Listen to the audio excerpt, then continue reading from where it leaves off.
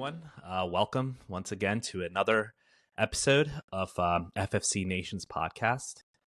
We're grateful for all of our viewers and our listeners to spend time with us today. We have Anna Karamanla, who's going to be joining us today. Anna's a really close friend, and she's a fellow sister in Christ. I'm really excited for this conversation to tap into a little bit about what's in her heart. Thank you, Anna, for jumping on. We appreciate you. Thanks for taking time to talk to our viewers and listeners. As we begin, I'm just curious, what drew you to FFC Nation? Well, first, thank you so much for having me. This is a delight to speak with you and to speak to your listeners. What drew me to FFC Nation is honestly that you created it, Onyx. You are very close to me, and I care about you, and I actually admire that. Like you have such a gift of vision and like putting pen to paper. And so, but also definitely the values of making sure Christ is at the center of our lives and our families and our community, and then having that pour into our communities. Yeah. So I really appreciate that. Mm-hmm. Yeah. Thanks, Anna. Yeah, it's definitely a thought when I was thinking about how can I be of service to not only just, my family, but more importantly to the greater community. This thought kind of came into my mind, and I'm excited to see where FFC Nation goes from here. But, having individuals like yourself who are committed to your own faith, I think that is one of the areas of focus that we want to really drive towards for everyone. That's where the focus of majority of our conversation will be today. How your faith has driven you into, the career that you're doing, the career that you're in, the people that you're helping. And I'm curious to know if you can kind of get into a little bit of your background for our viewers and our listeners, how faith has been a pivotal role for you. Sure. So, career-wise, I am a licensed professional counselor. I work with people from ages 17 to 60, 65, maybe even older, but mostly I serve the populations in the 20 to 49 kind of range. I work a lot with college students and with young to middle age adults, I guess I should say millennials, around workplace burnout and some Gen X too.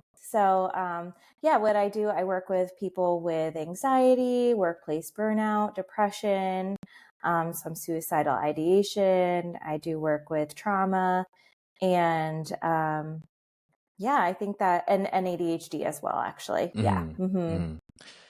Yeah, that's a wide range, like we've talked, that you support. And my thought is there's different journeys that I think every person within that phase of life is going through.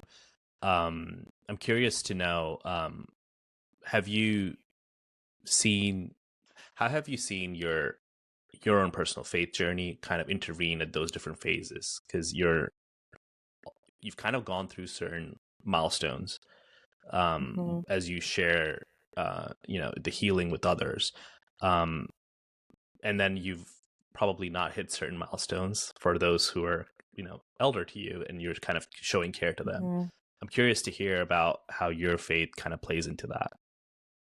Sure. Yeah. Well, I felt very called to this career through my faith. I felt very convicted as young as a teenager to get into this role. And how I see my faith playing out, it's not so much direct interventions from clients. It it continues to be more of my own, finding my own sanctification and praying throughout sessions that God will give me the words to say, the making sure that I'm listening well and hearing Mm. people and validating that it is really hard out there and Yeah. that we need someone to show us compassion. And so, yeah, I don't know how specifically depending on my clients, Mm. if they're not Christian, I don't talk about faith really at all, but I Mm. see God working just through bringing, redemption, healing in their lives, and through just giving them a safe space for them to voice, Mm. their frustration, sadness, worries, despair, Mm. and being hopefully the hands and feet and of Jesus to them in those That's beautiful. moments. Mm-hmm. Yeah. I think I have an idea of what therapy is. I'll be honest, but Yeah. I'm Mm-hmm. I'm I don't know if I have the right idea of what therapy is though, at the same Sure. time.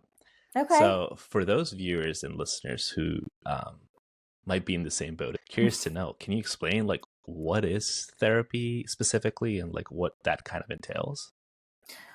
Wow. Yeah. Therapy can look a lot of different ways. Sure. Okay. And Sure. so, um, some people need a specific, people come in with some Hmm. emotional distress Yeah. or difficulties with regulating their emotions or having tough thoughts that they're not really sure where they come from, and or just noticing, you know, parts of their body that like they're just like, oh, like I just never feel energized. I'm always feeling Mm. tired. And so what therapy is a place for people to really come and process those thoughts, feelings, those what's going on for them, and to make sense of it, and to find healing, to find new ways to think, to find coping strategies for when they're Mm. feeling down, for when they're feeling overwhelmed, and to develop self awareness, to move forward with some of those skills, or the things that they've recognized in the times where they process their feelings. Um, so sometimes people come and they want to just talk and let it out. Mm. Sometimes people come in and they're like, I'm ready to like really work and I want to Mm. learn skills. And um, some people come in and they say, I don't really know how I feel. Yeah. And some people come in and they say, I don't even know if I want to talk to you. And I get it. Some days I don't really want to talk to me either. But yeah, so my job is to meet them where they are and to Mm. maybe untangle some things that they're experiencing and feeling and help them make sense of it. Yeah. It's a lot of processing, a lot of whether there's objective conclusion or not, it's really the Mm-hmm. journey, I think, that helps individuals really figure themselves out in that phase of life that they're probably going through or that they're probably in, and whatever Mm-hmm. difficulties they're maybe experiencing is to talk it out. And Yeah. that's kind of how I'm interpreting it. If I'm, uh, Yeah. Yeah. At its simplest. Yeah. Yeah. It's talking it out. Mm-hmm.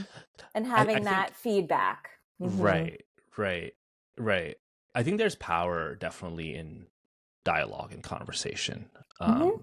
I think it enables us to think and really open ourselves up to perspective.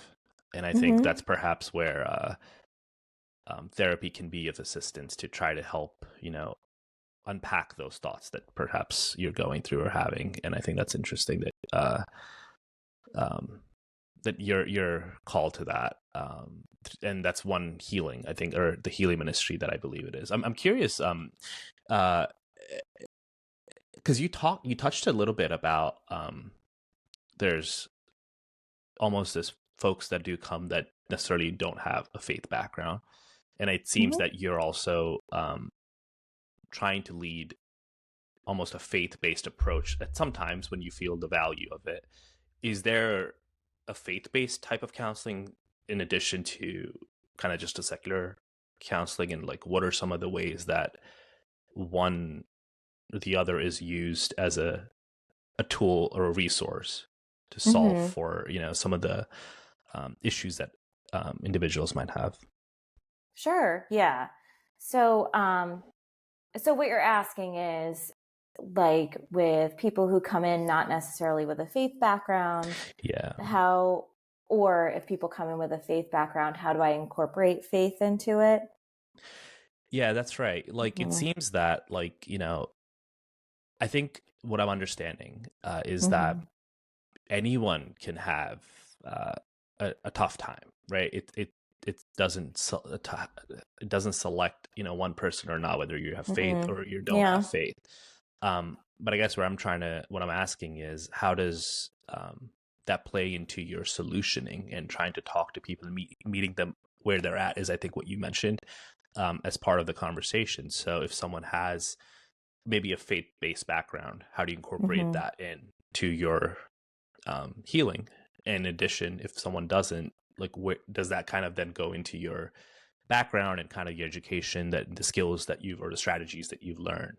Just curious to know if you could kind of expand a little bit on that. Yeah, so specifically when people, I do some Christian counseling Mm, or faith-based counseling, and my main method of counseling is called cognitive behavioral therapy. And mm, what that is it basically, when you boil down to it, it's looking at how our thoughts can play into our feelings and mm, then play into our actions. And then sometimes that can become a cycle. So, for example, let's say you're in high school and you walk into a yeah. lunchroom and you see your group of friends turn around, look at you, laugh, and then turn back. One thought could be, oh my gosh, they're talking about me. What am I going to Mm, do? Oh my gosh, like I'm so embarrassed already. What did they yeah. find out about me? And then you would feel anxious, and then you might avoid sitting with them, Mm, or you might sit down there and feel really closed off and start to not talk the whole lunch period. And then maybe your friends would think, like, oh my gosh, what's going on with Onyx today? Like, he's yeah. really not talking to anyone. Mm, So what cognitive behavioral therapy looks at is how to challenge those thoughts. mm, So, okay, what else could you think there? What else could you tell yourself there? Maybe they're laughing at, maybe they just happened to turn around and see that you're coming and someone yeah. also told a joke. Maybe something else really funny happened Mm, behind you sure. that you can't see because you're walking towards them. So challenging those thoughts and then hopefully having your feelings kind of change, Mm, feel differently, and then maybe you would feel more engaged when you sit down with them for lunch.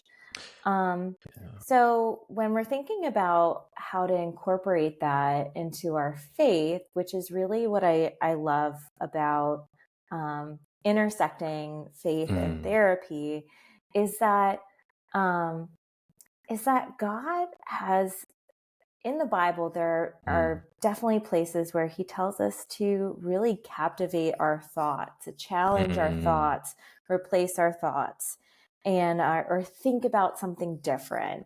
sure. And so I do really think that that is so valuable to the Christian to come into therapy and talk about, hey, how can we challenge some of these negative thoughts that you're having about yourself Right. and then replace them with more life-giving biblical thoughts. Mm-hmm. Yeah. That's powerful. I like how you kind of broke it down, and using that use case, it kind of gives me some perspective of where one theory from like maybe what you learn about the cognitive behavioral therapy could be of value for someone who probably isn't Mm-hmm. too strong in their faith, at least just coming from a non-faith background, and how Mm-hmm. those internal thoughts could drive them to be troubled, but also reshaping and refocusing their perspective would be a benefit to to help drive that. And from a faith side, I think, to your point about captive thoughts is interesting. I think we do have the power to given to us, by Christ to take control of our own body and be in control of our own body, right?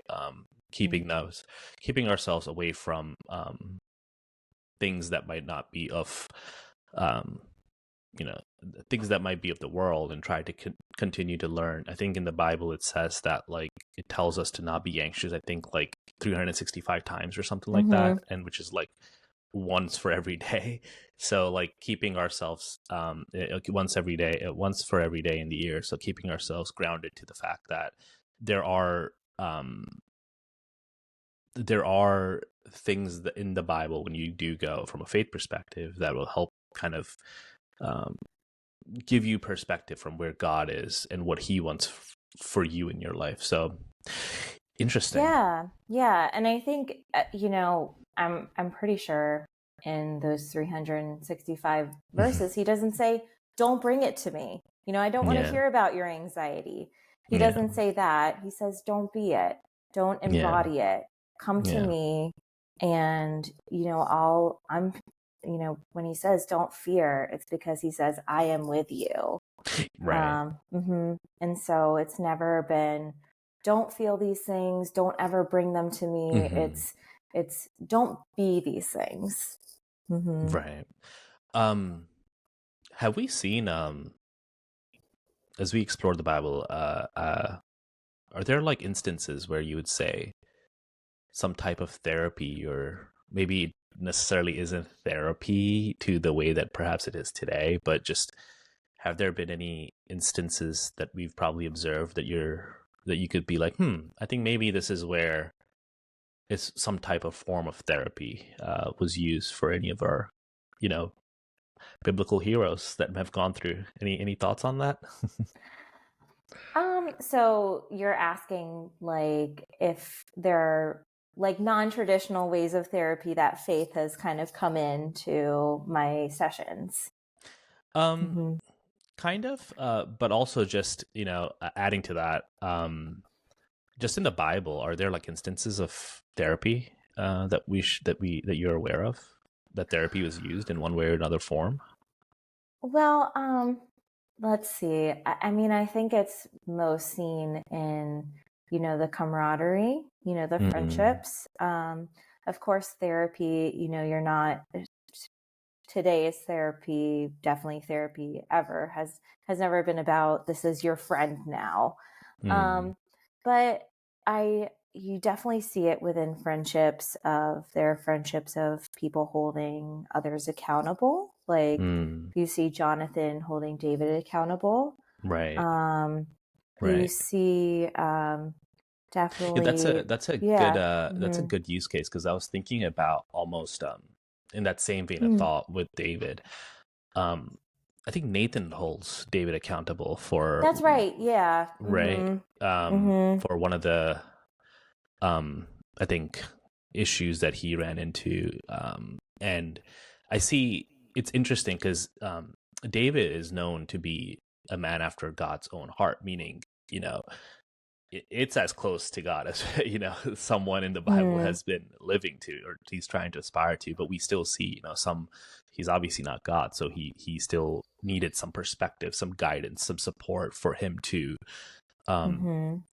be healed, right, from whatever he was going through. Especially when we hear of the sin related to Bathsheba and Uzziah. I think that's when Nathan kind of comes in and calls him out.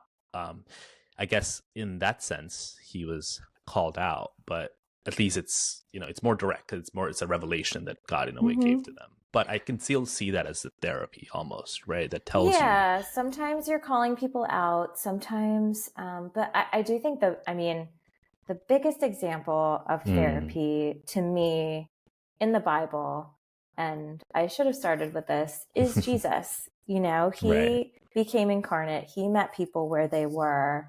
He listened to them. He spent time with them. He really understood where they were at.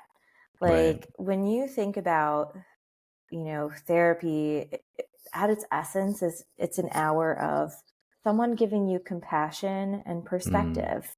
And Jesus gave 100% compassion and 100% perspective just through the incarnation. Like he just, God didn't have to come down to earth, but he wanted to embody, be a person and really understand what it was like to be a person. And that's really when I think about what I do, and that's what I hope is that I, really like jump in and try to understand where this person is coming from, their life, the details, and then, give that compassion and perspective. Mm-hmm. Yeah. Are there like any indicators or signs that kind of tell you, hey, it might be helpful for me to engage with someone, to spend some time just talking things through, or maybe someone that you're close to, that maybe they might be showing signs that you might encourage them to kind of go talk to someone and help them with their healing process, or kind of with their perspective. I'm just curious if they're in your line of work, what are some of those observations, or those, I guess I don't want to say warning signs, but Mm-hmm. it's just curious if any stand out to you. Yeah, I think if someone is particularly feeling burdened and I'm talking to Mm, them and they seem overwhelmed or really frustrated. Um, I mean, it's hard to tell someone to, hey, you should get therapy, yeah. depending on the person. But some general warning signs. I mean, if someone that you love isn't really engaging in what they like to engage in before, if they're seeming Yeah. more isolated, if they're not acting like themselves, certainly that's a sign to maybe gently suggest therapy. Or, yeah, if you haven't, like, ask them, like, hey, are you okay? And just starting there. I kind of feel this is actually a new thought, and so you could cut this if you need to, Onyx. But I kind of feel like, honestly, if we were all much more attuned to ourselves and each other, Hmm.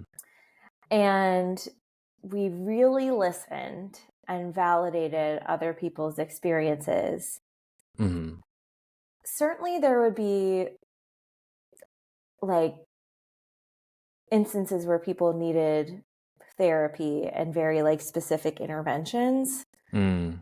But I kind of believe like maybe like 50% of the people I see probably wouldn't need to see me if the people in their lives were like really listening to them, validating them, like, and Mm. kind of like, yeah, like, because I think most of the time people have a lot of the answers within them. Yeah. Like they Yeah. kind of know like what the solutions are. They just want Hmm. someone to say like, hey, yeah, that really hurts, or yeah, that's really messed up that happened, or like, or geez, like, I don't even know why this happened to you, but like, I'm here for you. Yeah. And I would probably not see as many people.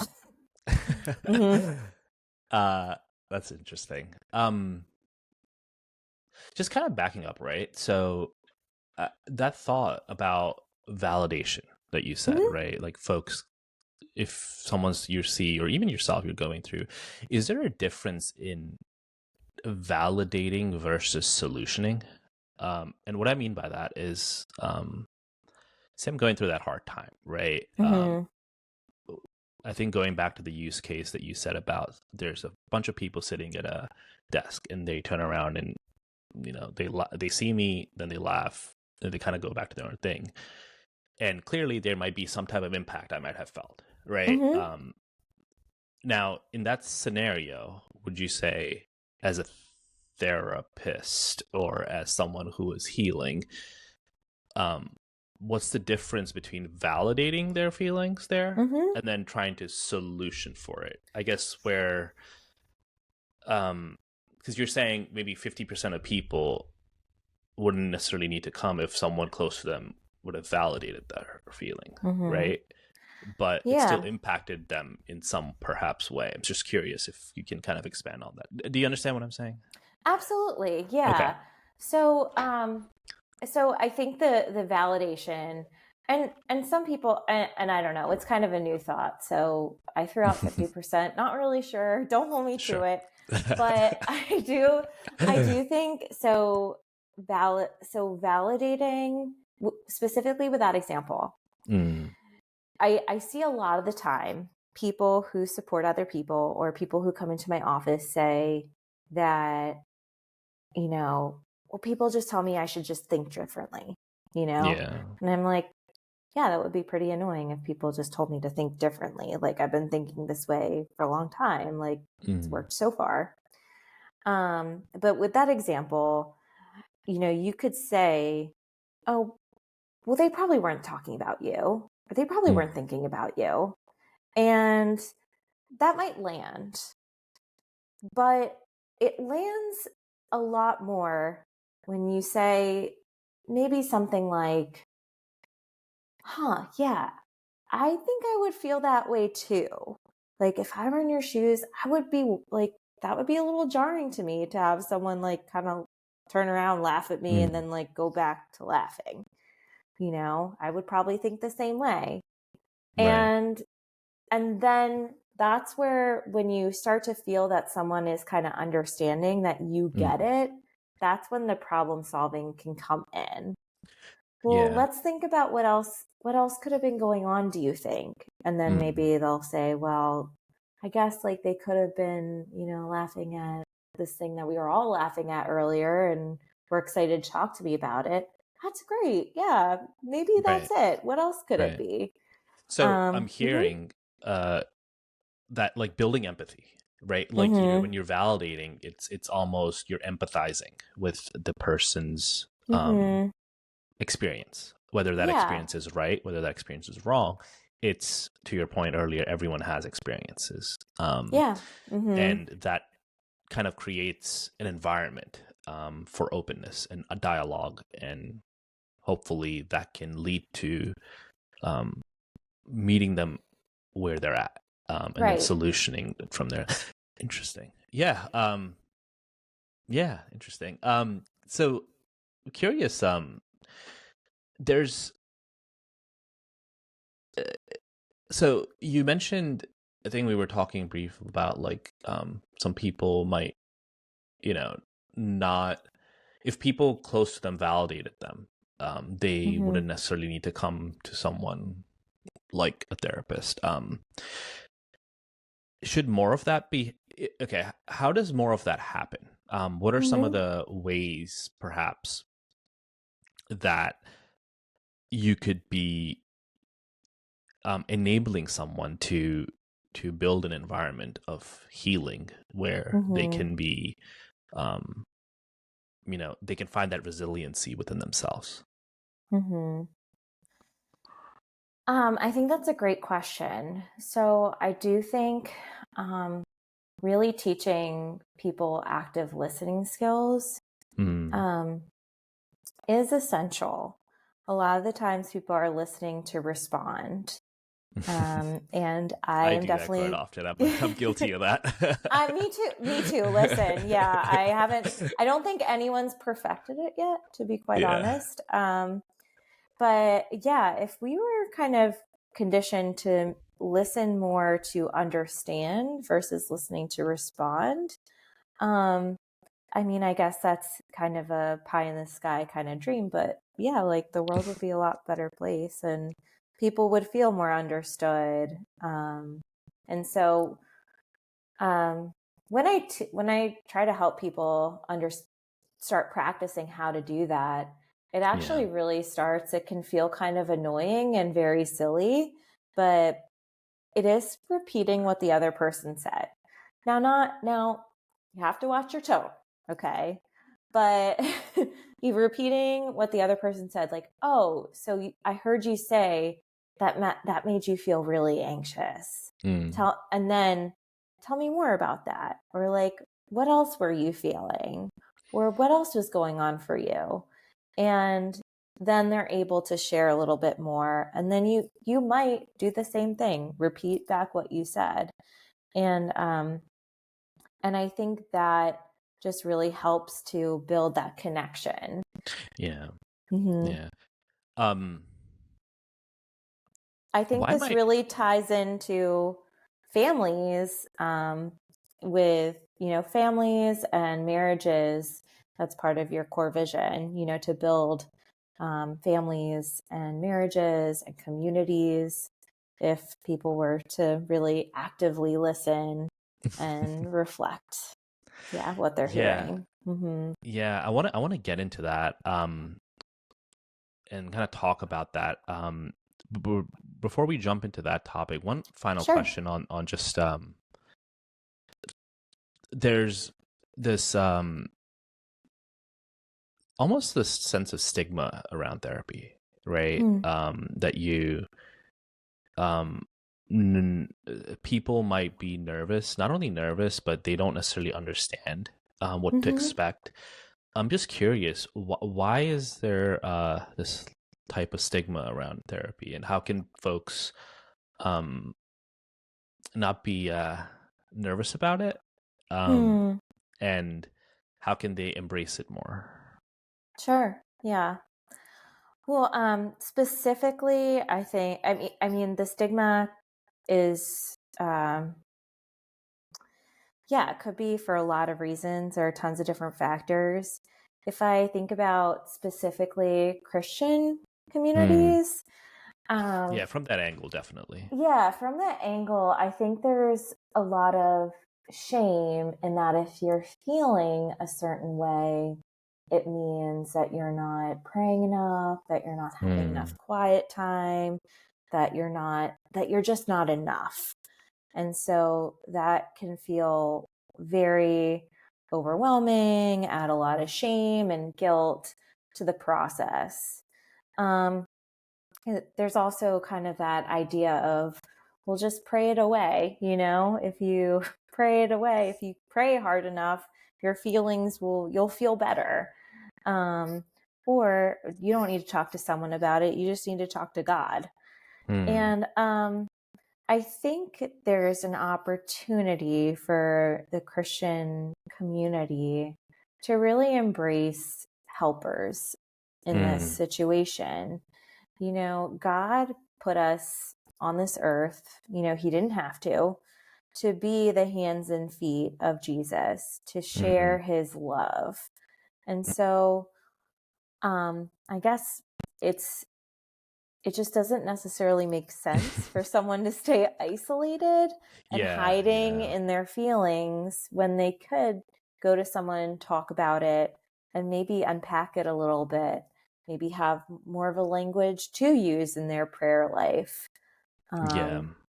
So does that answer your It question? does. It does. I definitely I see that. I think, folks or people might be also nervous of just their secret or secrets or whatever that may Mm, be kind of getting out, and them it following them.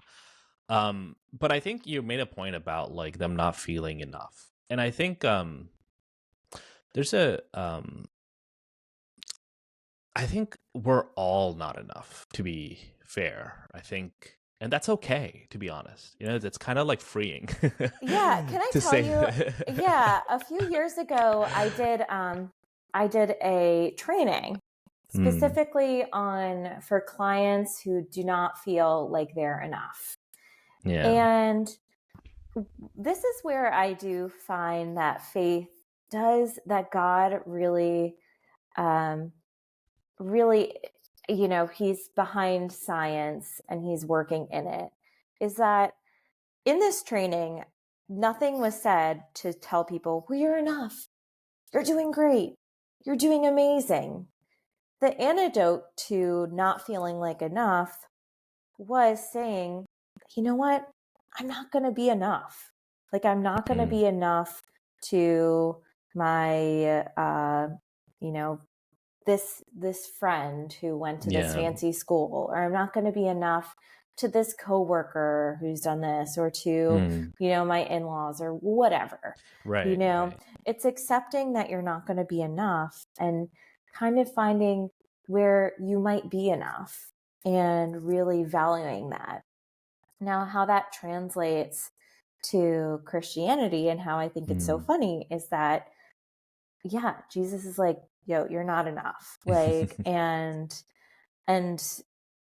and I know that because I created you, Right. but I am enough. And within that, I've also created you with very specific gifts that you Absolutely. can utilize and grow in when you're partnering with me. And, not for any like earning purpose, but Yeah. like you can utilize that to feel purpose, to feel meaning, and to feel close to me and close to my people. Yeah, beautifully said. Mm-hmm. It's interesting, just to kind of wrap up our thoughts on this. There's a book by Ali Betts Stuckey. I think I'm saying that, if I'm saying that Hmm. right. It's called "You're Not Enough, and That's Okay." It's taken from Hmm. a perspective from a woman's perspective, but I would recommend Hmm. anyone, to read that. I don't think it's necessarily a man or a woman can read it. I've been listening to Hmm. the audiobook. It's I'll share that for our listeners and viewers. Hmm. Yeah. This book, it's a good resource, just to remind ourselves that it's okay to be you're not Hmm. enough, and that, like as you highlighted, we are enough because we are covered by the blood of Jesus Christ, and He calls us, and He's enough for us to align ourselves to. I want to pivot, Anna, Sure. as you know, we have our our our beliefs at FFCNation, and one of them that I wanted to talk about, kind of tie this conversation into, is um, around nuclear families, specifically around what I believe are some of the opportunities, I think, in the country right now. Um, there's some statistics around which are really heartbreaking, actually. Hmm. There's in recent times, and from Pew Research, we've seen a decline in marriages, an increase in single parent homes, and I think that creates uh, an environment of brokenness at times. Hmm. And it could be for various reasons, but our belief at FFCNation is that complete families, are foundational. They're it's a blanket statement that we're making, but it's foundational to cultivating, future leaders, but also, um, you know, builds an environment of the best opportunity for our children or our Hmm. future generations. So I want to tap into that a little bit. I'm just curious, from your from your from your time that you've spent with, this various age demographics. How much of an impact has any of this type of brokenness created, to the people that come visit you, and some of their experiences have led them to kind of share their thoughts with you? And how's Just curious to know how much of that has led up to your intervention with them. Hmm. Yeah, I mean, our relationships with our parents are the first relationships that we have, and so it is, y- you know, you know, not placing any blame or shame on parents or on families, or Mm, where things just happen, and it was inevitable. But mm, there are, yeah, I would say when parents are struggling and are not regulated and are not co-parenting well with their spouses, um, that can be a huge problem and can bleed into a lot of areas of a child's life. Mm-hmm. right. Just from your reaction, Mm-hmm. in just a statistic, right? So in 1960, 72% of adults were married, Mm-hmm. and I think in 2008, that dropped to 52%. That's 20% drop. Um, any thoughts around why, um, folks aren't necessarily getting married, is there like any type of anxiousness or anxiety that I think it might be leading to people not wanting to? I mean, I think there could be a plethora of reasons. Don't get me Mm-hmm. wrong, but I'm just curious from the mental space, like where those might be, where those declines might be happening and why. Yeah, that is, I do feel like that is a multifaceted question that we could probably talk Mm, for hours about. But I do think from what I see, I think the people who and I see a very, probably very skewed population too. mm, Um, but from what I've seen, I do think people take marriage very seriously. I think, I do think it just comes back to the reason why people aren't getting married. I mean, I think there are opportunities that people value more than marriage. mm, I think it's something that can be, put off a little bit mm, more mm, than it used to be. I think because women have more freedom than they did in 1960 era, that they're able to, focus on themselves, careers. mm. So, yeah, there are a lot of reasons why people aren't getting married now. Um, Right. yeah. Mm-hmm. Right. Or And getting then married later or not getting later, married. maybe, Yeah. yeah, Mm-hmm. yeah. Yeah, that's an interesting statistic that I found, because it Mm-hmm. ties into also, the number of single parent homes Mm-hmm. increasing, where the covenant of marriage, at least from a biblical perspective, right? Having children is a form of a covenant that you're making, and it's a gift given to a couple by God, and He's blessed them with a child. At least from the lens of faith that I look at.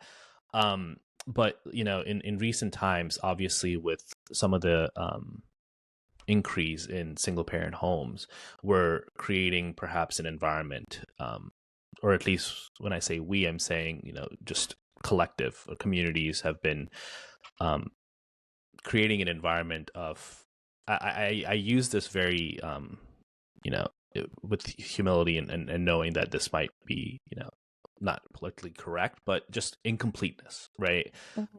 In the homes, whether there's a missing father, a missing mother, and majority of the times we're seeing that tend to be many children are raised by mothers versus fathers, right? They're just not going to active father for whatever reason, whether they're available or not. I'm just curious, from your thought, like, are there specific roles that um fathers and mothers play, and is there value to having both roles, and having them equally present that in a child's life?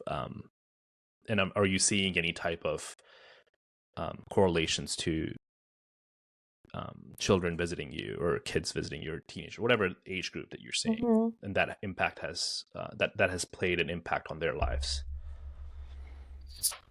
So I think the biggest thing that I've seen that's been a challenge for me in working with families is um, specifically in the it's like kind of an embattled environment where parents are kind of against each other. Mm, Like, I know that's not quite answering your question, but I've seen that be just the most harmful thing for kids. If there is discourse or if there is a lot of conflict, to be very diligent about how you approach that in front of children is imperative. How you talk about the other parent. I mean, even if there isn't conflict, how you talk about one another around your child or to your child is it's if it's a positive view, man, that is priceless. Like that is so invaluable. mm, Um, so yeah, I'm sorry. I don't know if that answered your question or not, but that's just the biggest yeah. thing that I've seen that's been the most harmful. Mm. So Mm-hmm. what I'm hearing is Good job. Yeah. You're using the active listening. yeah. This is a Sorry, good just therapy kidding. session for me. This is fantastic. Mm-hmm. um is that um having um positivity and good and conversation where there's active dialogue of not putting oneself down in front of Mm-hmm. children, and building each other up as Mm-hmm. parents, and not creating an environment where there's you know, I don't want to use the word hate, but just something not um beneficial for a child. Mm-hmm. Rather, shifting that focus to be more positive and uplifting creates Mm-hmm. this environment for a child to view life from that lens. And you're saying that could be one of the indicators that could be beneficial for kind of a tool that can be used by the parents to nurture them, and to also help, not create an environment of I don't know what you said, I don't know what I said, I can't do this Mm-hmm. anymore, and just kind of lead to other complications. It's Yeah. a good barometer, is I think what you're trying to say. Yeah. And I think no matter the family, whatever that looks like, Mm. the guardians, if they're working together as a team, Mm. that is what's so important. I do think mothers and fathers specifically do have an important role in ways of attachment. But if we're thinking about families as a whole, Mm. showing kids that you work together as a team, that Mm. it's not me against you, it's us against the problems, Mm. and we're going to work together to figure this out. Mm. You can disagree, you can argue, that's okay, but showing that you come together and that you're able to compromise and show that this isn't a competition. Right, right. I Mm-hmm. think one of the things and as we've been as we were also, you're married, I'm married, and we have young children. One thing that I've observed is I resonate with the fact that you're saying it's us against the problem. It's not, you and I and the problem. Mm-hmm. And one thing that I always think about is in the Bible it talks about how you know as a husband and wife, as they come closer to God, right? Like they tend to come closer to themselves. Mm-hmm. And there's this inflection point that they kind of, or this point that they meet, and they're, now thinking alike, they're speaking alike, they're, almost praising alike, and they're grounded in the fact that um, faith is enabling them to get closer to God. And as they build their personal relationship with God, they themselves are able to be better partners for themselves. Mm-hmm. And I think if we're able to do that, and that's something, we practice, try to practice at least on our end, I think that will be helpful to create an environment um, of stability. One thought I have is how do you build confidence, and how do you influence character for these type of children or kids or whoever you see in your sessions, where they may not have that at the moment. Hmm. It's a lot of recognizing their strengths. Mm. So pulling out what they're good at, what Mm. naturally they're good at, or what they're interested in and want to be good at, and pulling out their progress. That's the way you continue to grow confidence. Mm. And I think growing character as well.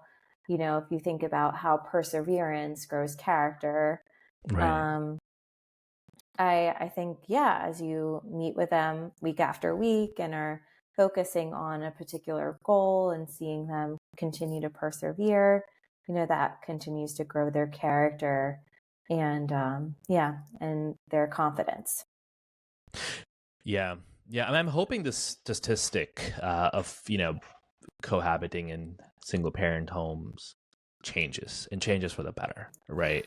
Where I Definitely. hope Yeah. that there's more um happiness found in being together and raising children and kind of creating an environment for them to grow in character, be Mm. committed to one another. More importantly, creating this commitment environment where they're committed to the Lord, committed to their spouse in the future, and building their own confidence and building that stability I, for them. I think you were saying something. Go ahead. yeah, no, again, I think it comes back to the active listening skills, and then moving forward to respect, trustworthiness, Mm, um, persevering, having that common goal.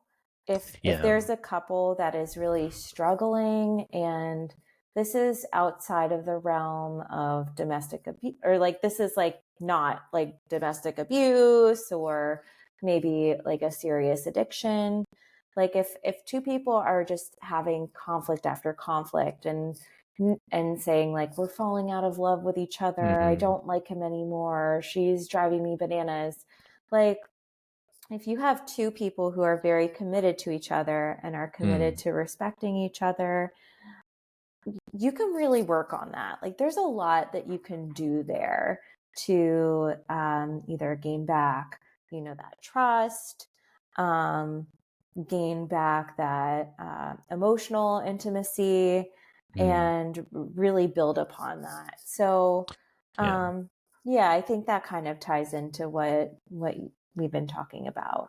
Mm-hmm. Yeah. How does a community play into that? Meaning, Mm. say like churches or Mm-hmm. just extended family or extended community, your not your immediate family, but folks around them. How can they Mm. play supporting and speak life to these struggles that say a couple might be having, and where do they fit Yeah. in? Well, a couple does have to let people in. You can't make all of these decisions in a bubble.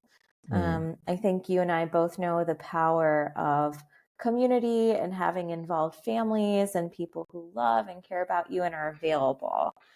mm, And so, if you have people who are caring, who are available in your life, I think it's also really helpful to have maybe an older couple that you admire, maybe mm, not necessarily in your family, but someone that you're close to, or someone you see at church that you think like, yeah, like I really, I've known them for a while. I value how they do marriage, how they do family.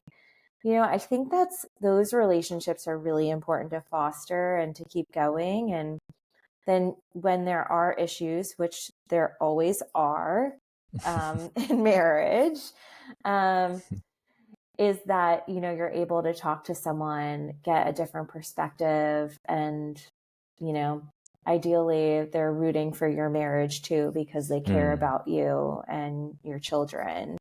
Um, mm. so Yeah. yeah. Mm-hmm.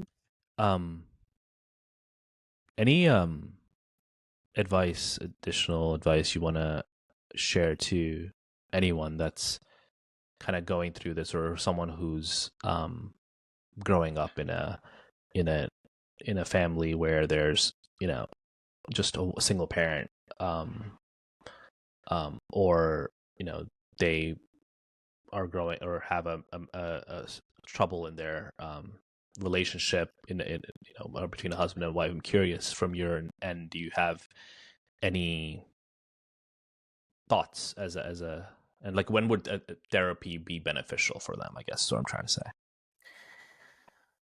Really, the right answer is whenever they're ready. I Mm, mean, like whenever you feel ready to talk to someone, or even if you don't feel ready and someone is encouraging you to, or or even if you just think, it would be just nice to have a place to kind of vent and let things mm, out to someone who's mm, neutral.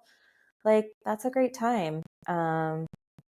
Yeah, you can, go on Psychology Today and you can look at therapists that are in your, who take your insurance or who don't take insurance, who practice in a certain method. Like I mentioned, cognitive behavioral therapy that I use. Many people use a lot of different methods. Even I use like kind of a mixture of different therapeutic methods. But yeah, you can go there. I mean, there are resources out there.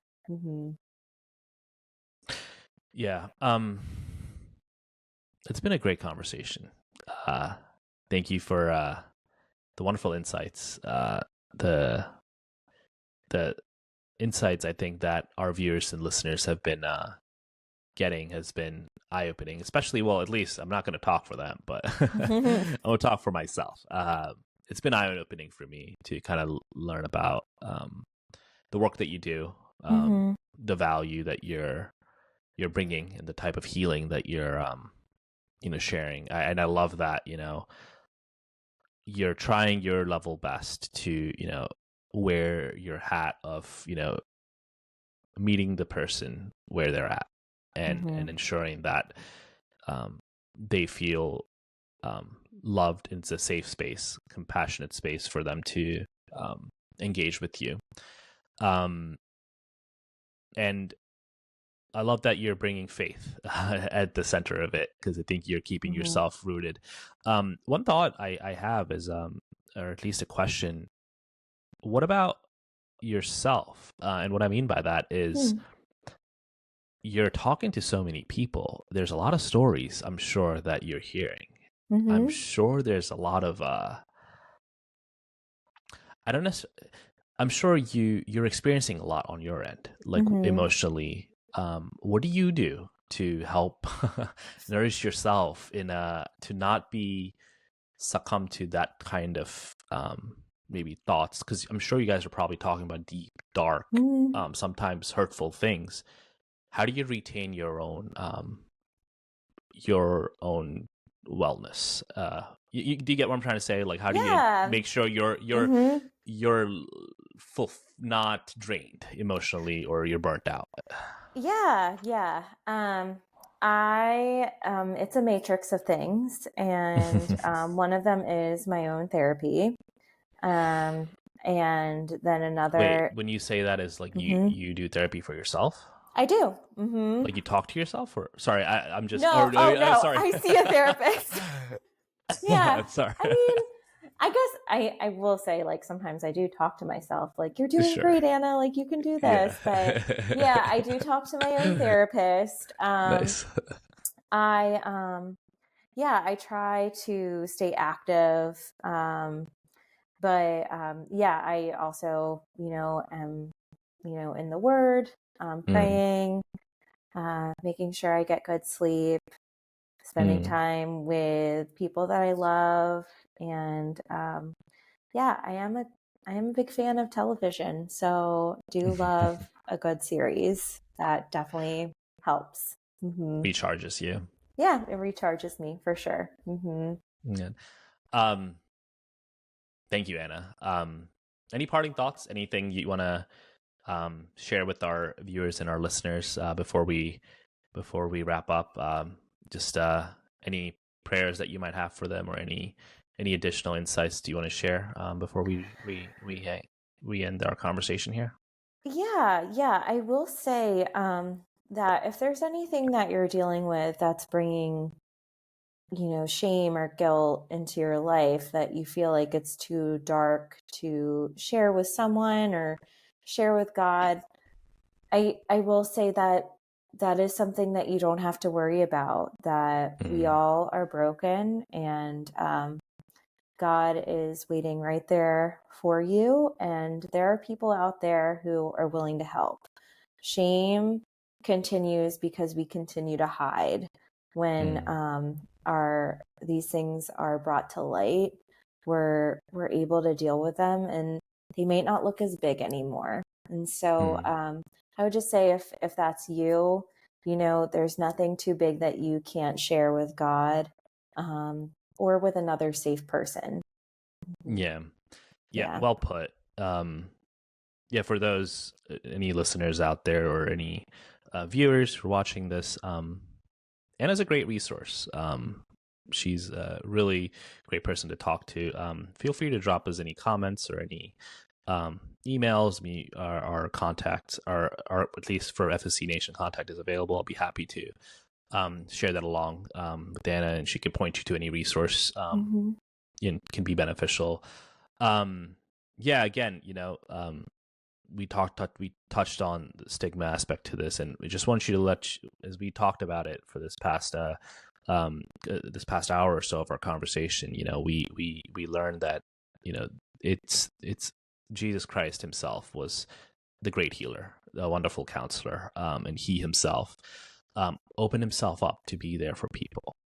So I just urge all my listeners and viewers and everyone who's struggling to start there. If anything as such, build a connection with Christ. Ensure you're able to have that open dialogue with him. Trust me, he listens, he answers, and he's always there. And, as he points to the right resources for you to explore, take time to invest into that. And once again, Anna, thank you. Thank you for coming on. Hopefully we can have you on again, and we can talk about a few other things and maybe dive a little bit more deeper into some of our beliefs here at FFC Nation. Hopefully you can come back and visit us and spend some time with us. Sure, I'd love to anytime. Thanks for having me.